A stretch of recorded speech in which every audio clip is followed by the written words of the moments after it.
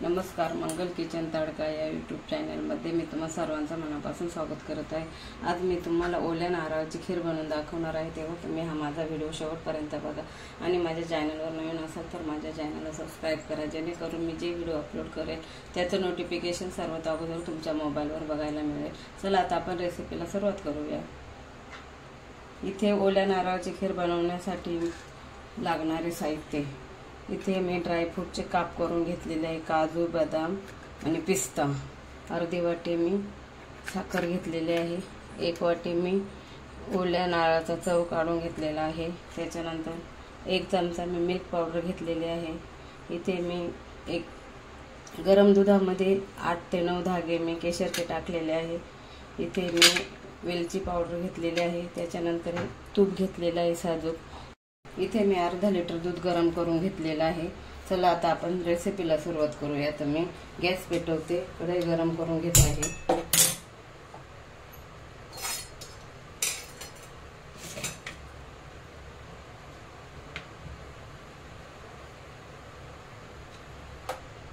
आपल्याला 1 चमचा तूप टाकायचं आहे।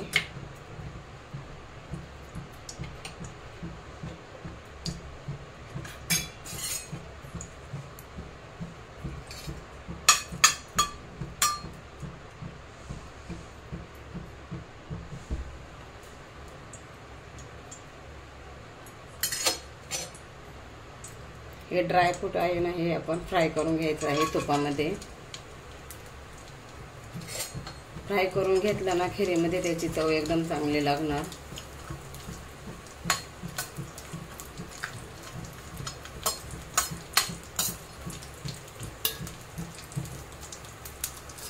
हे झाले ड्रायफ्रूट फ्राय। आता मी काढून घेत आहे पेटीमध्ये।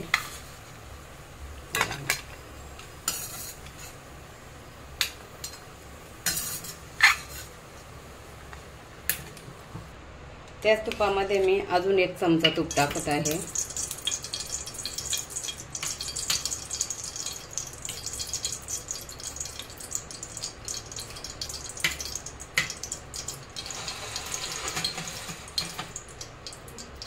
हा ओल्या नारळाचा चव मी मिक्सरला वाटून घेतलेला आहे, हा टाकूया।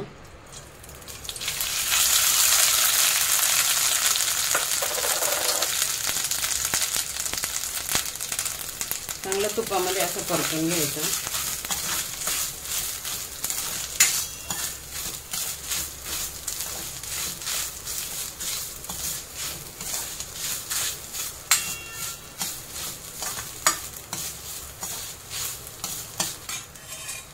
हे बघा, आता आपण याच्यामध्ये साखर टाकूया।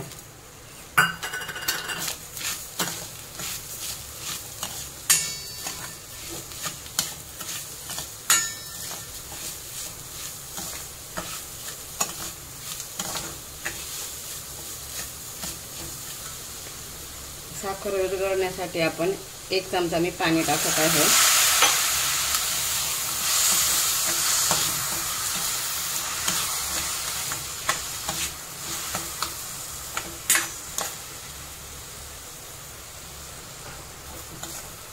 एक मिनिट आपण हे झाकण ठेवून शिजवून घेऊया।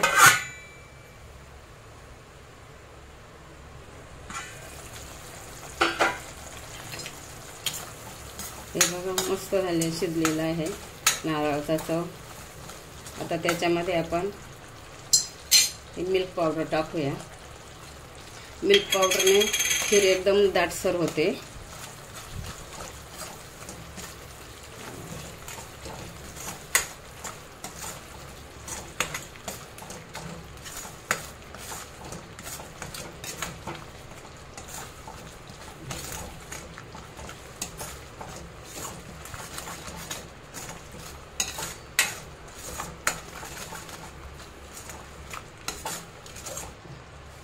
परत आपण 1 मिनिटासाठी झाकून ठेवूया, कारण पावडरचा कच्चेपणा नाहीसा झाला पाहिजे ना, त्यासाठी।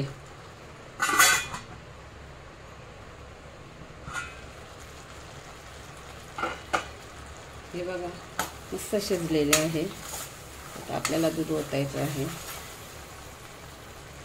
हे दूध मी गरम करून घेतलेलं आहे, आता हे ओतूया आपण।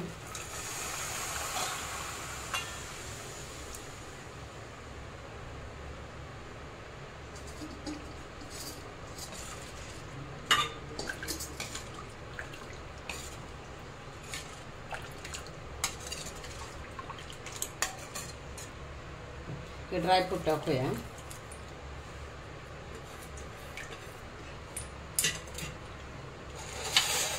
त्याच्यानंतर हे केशरचं दूध टाकूया.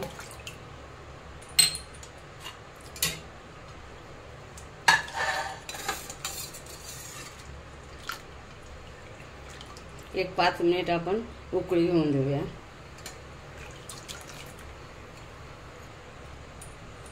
हे बघा खिरीला उकळी आलेली आहे. आता आपण वेलची पावडर, जायफळ पावडर टाकत आहे मी. असं हलवून घ्यायचं व्यवस्थित.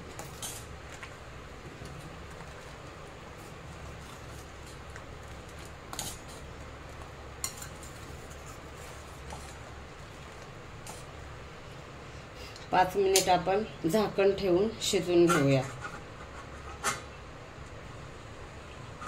हे बघा कशी झाली एकदम चविष्ट ओल्या नारळाची खीर. तुम्ही पण बनवून बघा आणि मला कमेंट करून सांगा ही खीर कशी झाली. आणि तुम्हाला माझा व्हिडिओ आवडल्यास माझ्या चॅनलला लाईक करा, शेअर करा, सबस्क्राईब करा. पुन्हा भेटूया आपण पुढच्या व्हिडिओमध्ये. तोपर्यंत धन्यवाद. आणि ही थंड झाल्यावर खीर एकदम घट्ट होणार.